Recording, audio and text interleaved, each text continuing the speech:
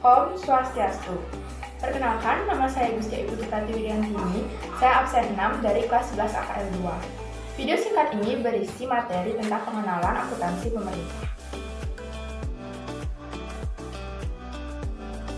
Baiklah, yang pertama kita masuk ke pengertian.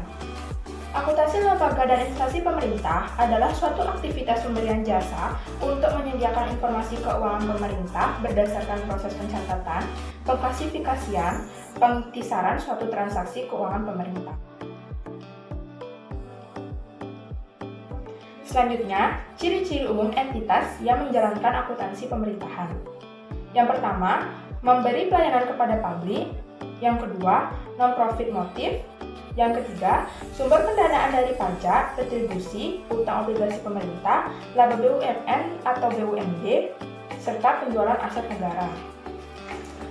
Yang keempat, pertanggungjawaban keuangan dan operasional kepada masyarakat atau publik, dan parlemen DPR atau DPRD.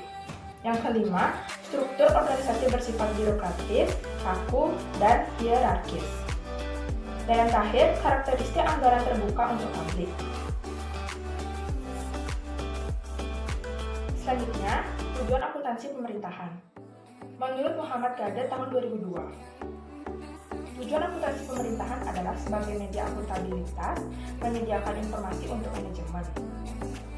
Dan menurut Bakhtiar Arif, Mucis, dan Iskandar pada tahun 2002, tujuan akuntansi pemerintahan adalah sebagai media akuntabilitas, manajerial, dan media pengawasan. Selanjutnya adalah tujuan utama pengelolaan keuangan daerah. Yang pertama, mempertajam esensi sistem penyelenggaraan pemerintahan daerah dalam konteks pengelolaan keuangan daerah. Dan yang kedua, memperjelas distribusi kewenangan atau distribution of authority dan memperjelas derajat pertanggungjawaban atau clarity of responsibility pada level penyelenggaraan pemerintahan daerah di bidang pengelolaan keuangan daerah.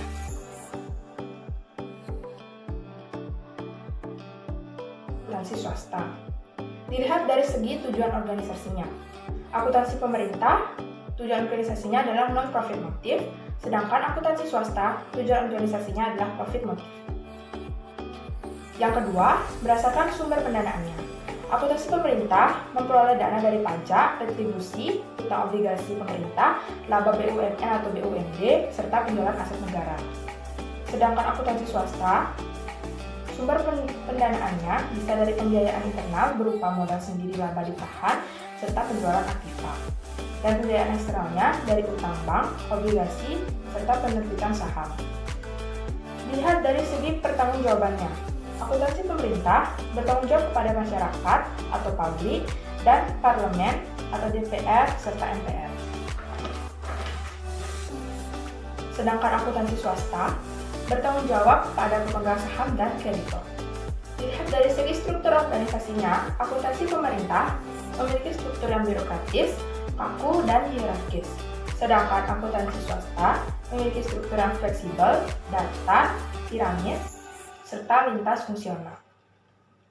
Dilihat dari segi karakteristik anggarannya, akuntansi pemerintah terbuka untuk umum, sedangkan akuntansi swasta tertutup untuk publik. Dilihat dari segi sistem akuntansinya, akuntansi pemerintah menggunakan sistem cash accounting, sedangkan akuntansi swasta menggunakan sistem accrual accounting. Sumber penerimaan negara itu bisa berasal dari pajak dan non-pajak. Contohnya yang dari pajak itu adalah BPH dan Migas, sedangkan yang non-pajak berasal dari sumber daya alam. Satu siklus anggaran daerah berjumlah 30 bulan, di mana 12 bulan pertama sebagai perencanaan dan penganggaran, yang selanjutnya 12 bulan kedua sebagai pelaksanaan anggaran, dan 6 bulan terakhir sebagai pertanggungjawaban.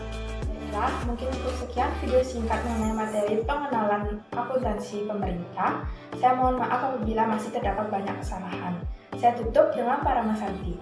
Om Santi Santi